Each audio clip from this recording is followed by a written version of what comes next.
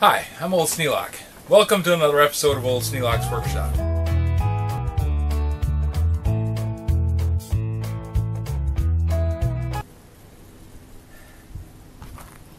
Before I can get this back in the tractor tent to work on it, I need to take off this bagger. It's just going to be in the way and it's going to make it hard to pick up because it's just a little bit longer than what the reach of the engine hoist is. So I got to move all this stuff and get this bagger off.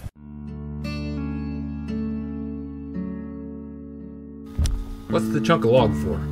Well, just after snow fell, I noticed that the tire was flat on the back of the tractor, and rather than pull the thing up into the garage and spend a lot of time fixing the tire, I just put a chunk of wood underneath the back of the lawnmower and left it sit. Now I've got to pull the thing out, and I need to have that tire so it's not getting cut.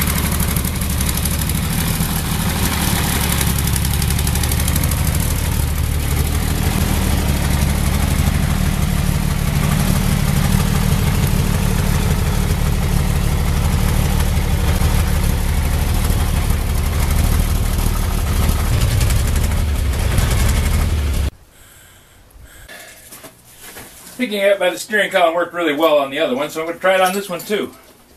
Hopefully this one doesn't break. We'll just have to see.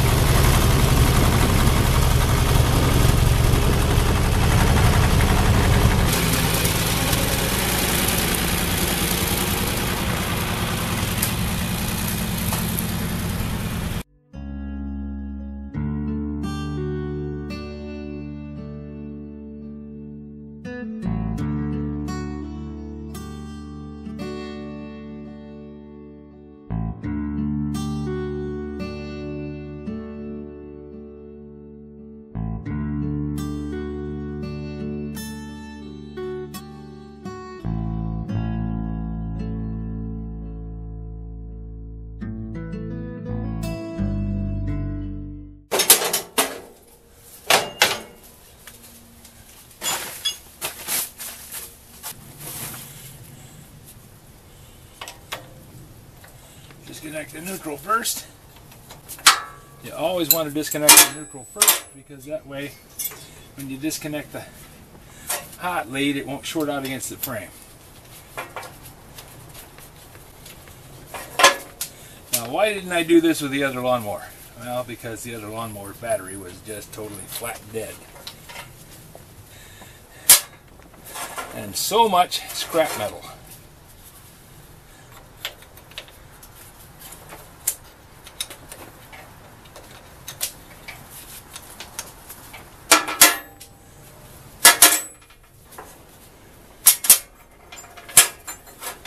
Okay, with that disconnected, I can lift the battery out. I'll go set that one on the battery maintainer. Keep that one happy.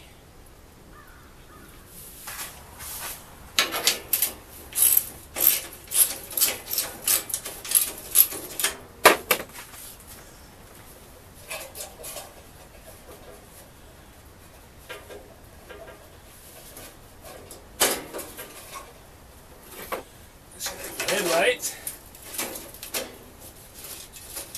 It's a lot easier working up this high than it is working down low.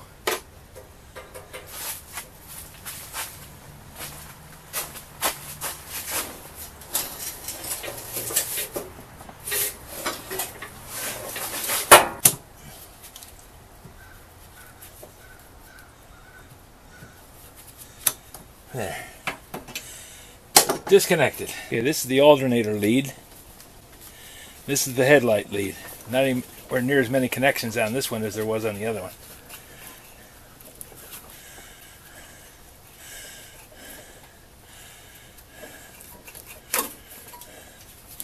And this only has 2 wires in it.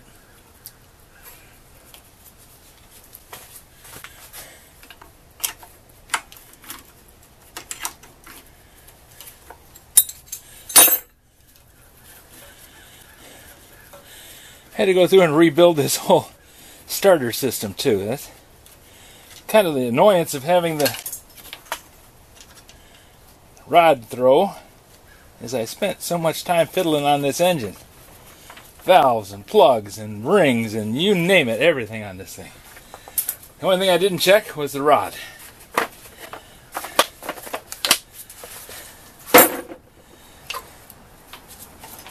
Okay.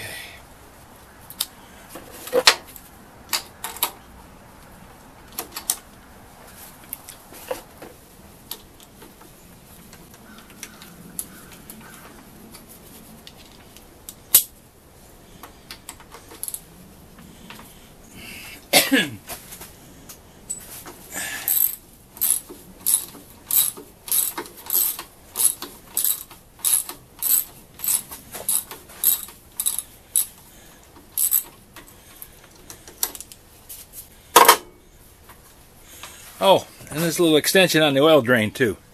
That is a really nice thing to have. Gets it out away from the engine block. Makes it so that when you drain the oil, it doesn't run all over everything. You can drop it right in a bucket next to the engine. Sounded really good at the time, and it works quite well. Little did I know that I was going to be scrapping out the engine. Live and learn.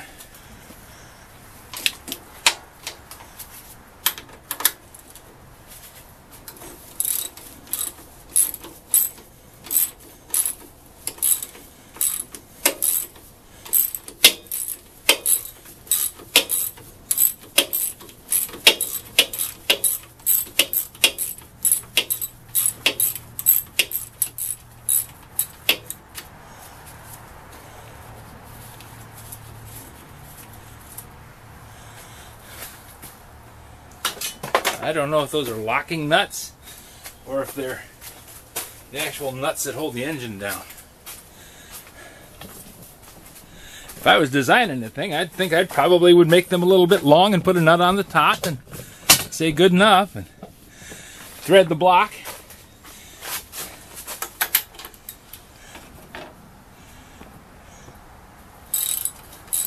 And then put a lock nut on top.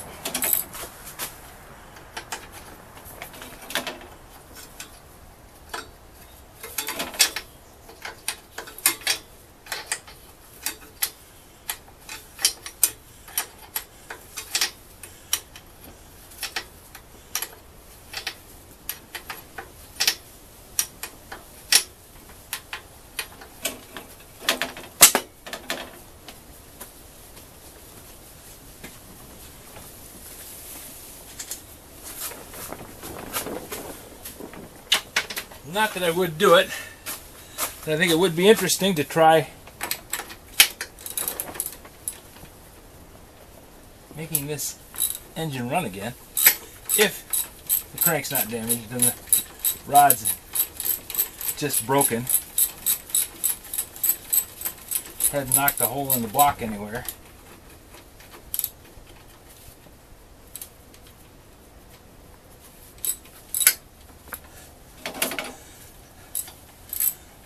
Get it running again and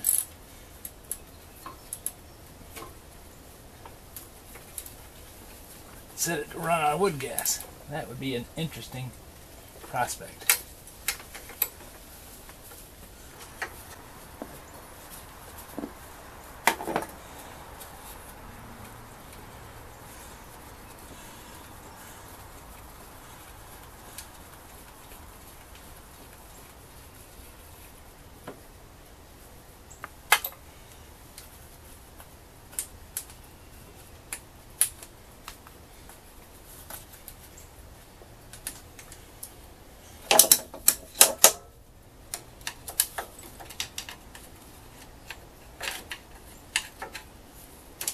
Really nice ground wire to the frame though.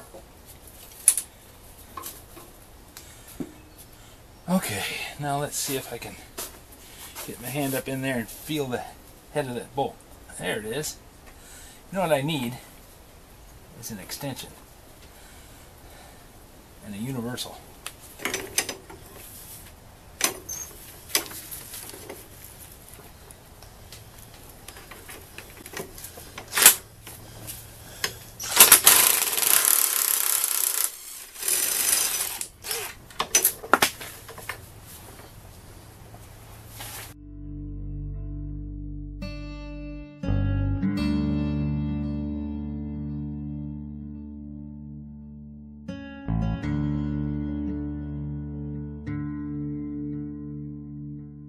Looks like I got to pull the deck to get to that one bolt. I can get to 3 of them, but the one I just can't reach.